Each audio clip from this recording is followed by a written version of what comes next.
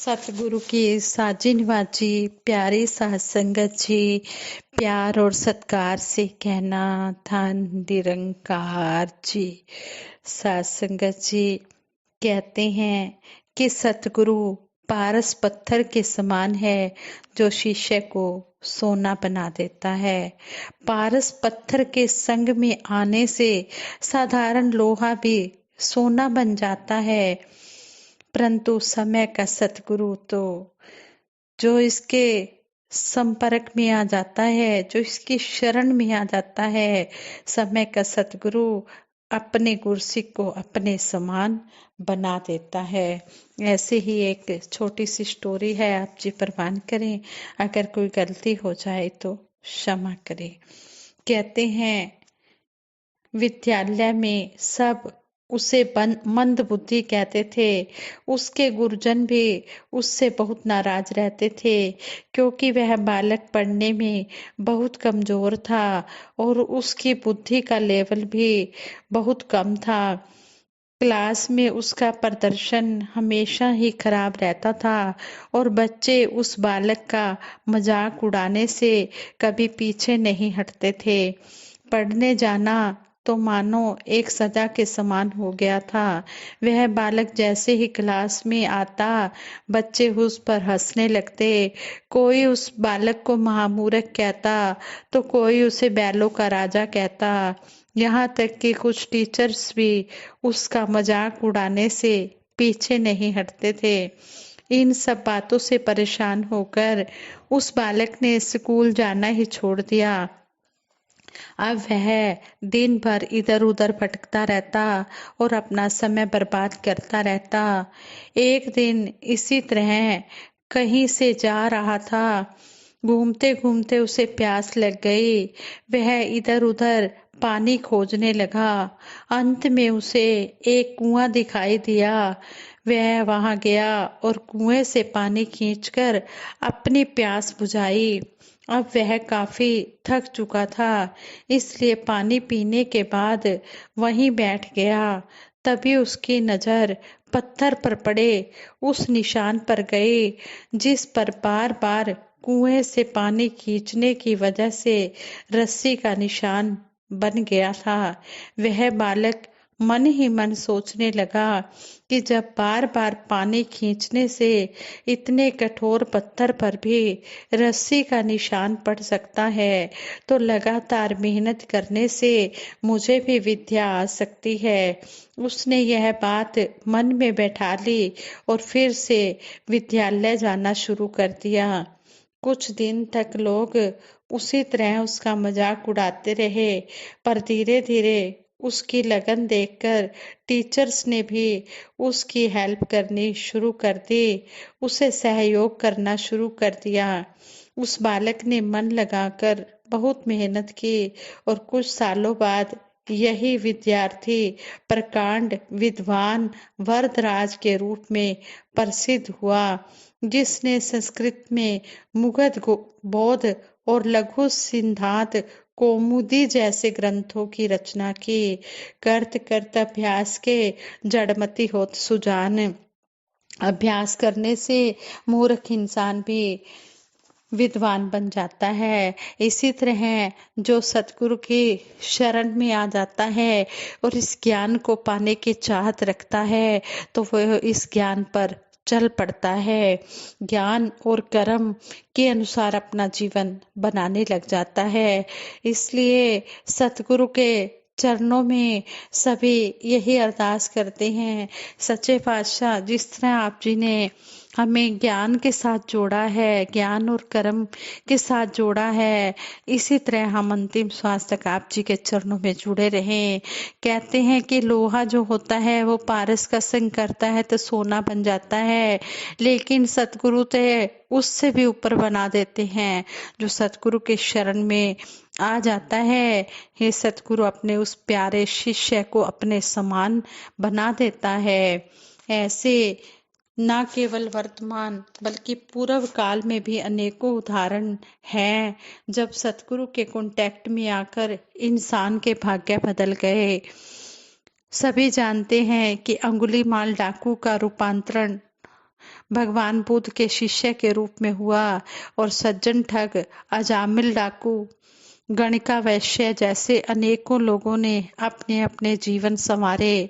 वर्तमान में सतगुरु माता सुदीक्षा जी महाराज ब्रह्म ज्ञान की दात देकर लोगों का जीवन संवार रहे हैं। संसार में सतगुरु निरंकार का साकार रूप बनकर जन कल्याण के लिए अवतरित होता है। निरंकार अपना ज्ञान जिस शरीर के माध्यम से प्रकट करता है उसे सतगुरु कहते हैं। इसलिए इसका किसी खास जाति या धर्म विशेष के साथ रिलेशन नहीं होता है। सच्चे अर्थों में सतगुरु की यही पहचान है। निरंकार का अवतरण संसार में गीता के श्लोक से भी स्पष्ट होता है। यदा यदा ही धर्मस्य ग्लानिर्भवति भारत।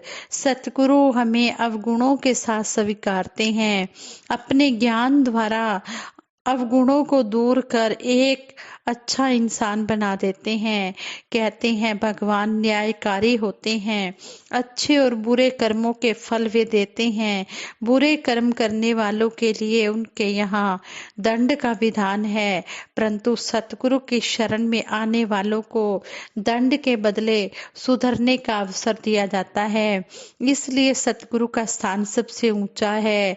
लेकिन पूर्ण सतगुरु का यह गुण है कि अपना नाम नहीं अपितु निरंकार के नाम पर ही यह उपकार जीवों पर करता है। स्वामी राम तीरथ जी की वाणी में आया है, किसान चाहे कितनी भी खेती करे, खाद डाले, बीज बोए, पानी दे, परंतु जब तक सूर्य का प्रकाश नहीं मिलता तब तक सब कुछ बेकार है।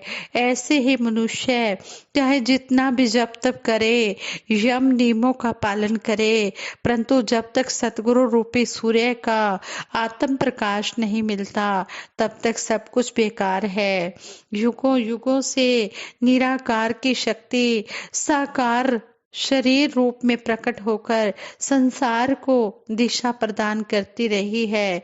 भटकी हुई मानवता को सच्चा रास्ता दिखलाती रही है। साधारण इंसान इस सत्ता को शरीर मानने की भूल करता रहा है। इसी भूलों में अपना कल्याण कर पाने से वंचित रह जाता है। जो अपने विवेक से सतगुरु की पहचान कर लेते हैं उनका हर युग में कल्याण होता रहा है, होता रहेगा। ब्रह्मवेता सतगुरु निरंकार का साकार स्वरूप होता है।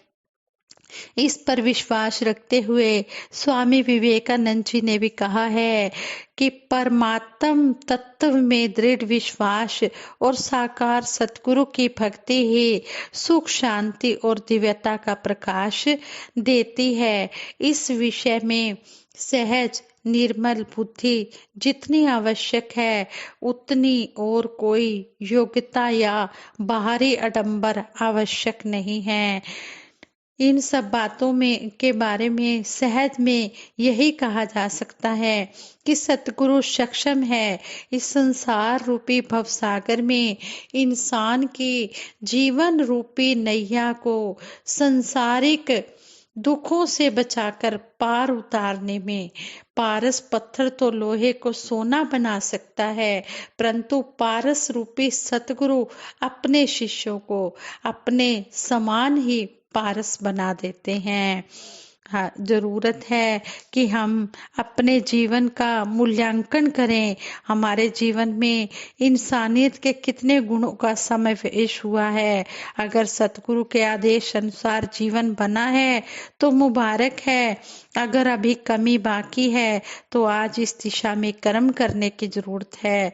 सतगुरु कृपा करे कि हमारा मन वचन कर्म तीनों सतगुरु के अनुसार बन जाएं, ताकि मानव योनि में आना हमारा सार्थक बन जाए। हमें यहाँ विचार करना होगा कि गुरु की शरण में आकर क्या हमारा जीवन बदला है। कहीं ऐसा तो नहीं है कि हम भाग भाग कर सत्संग में आते हैं, सेवा भी कर लेते हैं, लेकिन फिर भी जीवन में बदलाव नहीं आ रहा है। ज्ञान की समझ नहीं आ रही है। हमने ज्ञान की समझ को अपने मन में बिठाकर सतगुरु के कहे अनुसार सेवा सिमरन सत्संग करते चले जाना है। तभी सही मायनों में हमारा लोक सुखी परलोक सुहेला हो सकता है। सही मायनों में फिर हम मुक्ति के हकदार भी बन सकते हैं।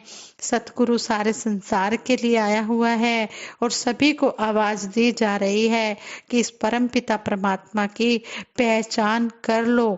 जिस जोत दा अंश है बंदे, उस जोत नु जानते सही। जिस दियां दित्तियां दातां वरते, ऐसे दाते नु पहचानते सही।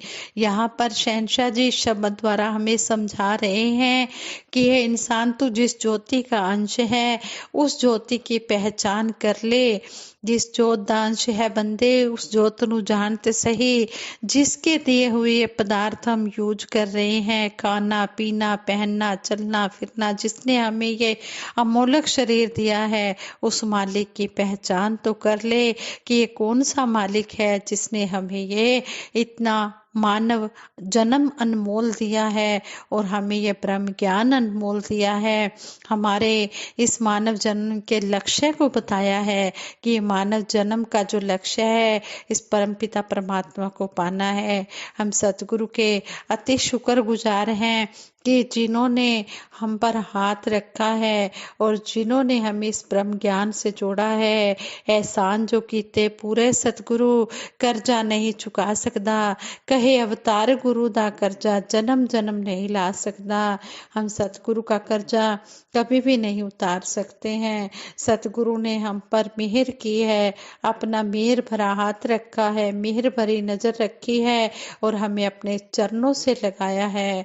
सतगुरु का जितना भी शुक्राना किया जाए उतना ही कम है। सब धरती कागज करूं, लेखनी बन सब राय, सात समुद्र की मसी करूं, गुरु गुण लिखा न जाए।